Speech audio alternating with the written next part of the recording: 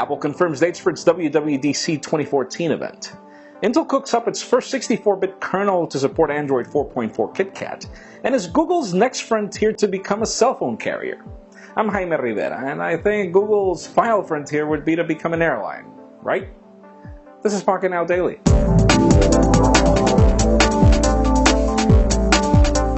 As always, let's begin today with what's official, as Apple has just sent out confirmations of WWDC 2014. It's happening from June 2nd to the 6th, and the keynote from Tim Cook is definitely going to happen on the 2nd. But the question is, what are we getting? We're expecting to get iOS 8 at this event, though we're not sure if that's going to be the final name, and we are hoping that the iPhone 6 will be announced here, though rumors say September. But aside from that, the most interesting launch that could happen at this event would be the iWatch, as they do need to explain to developers what to do with it, so that could be the case.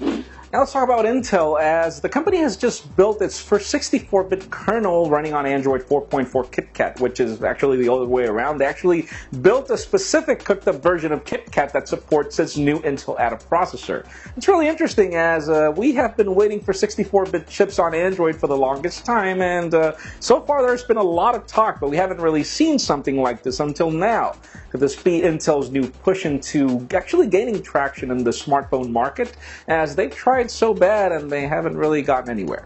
Now let's talk about Samsung, as we get the first leaks of the Samsung Galaxy S5 Zoom, but I actually got the name wrong. It's not the name. The leaker is saying that this is the Galaxy K Zoom, and we don't really understand what they mean with that K. Could it be camera badly spelled or what? But apparently this will not be a Galaxy S device, and the question is exactly what are we getting here, as this does look like a smartphone and not like a camera necessarily. And again, links to the description for full details on what we saw. Now let's talk about Windows Phone, as yesterday was definitely Microsoft Day. We had everything you can think of pertaining Windows Phone 8.1, Windows 8.1, new Nokia devices, etc. But the question is, exactly when are we getting Windows Phone 8.1, as they didn't specify dates, they just said the summer. But apparently the developer build will be ready in the 2nd or 3rd week of April. They didn't really specify when in April, but late April. So stay tuned, as once that developer build is in the market, then it should be only a matter of weeks after that.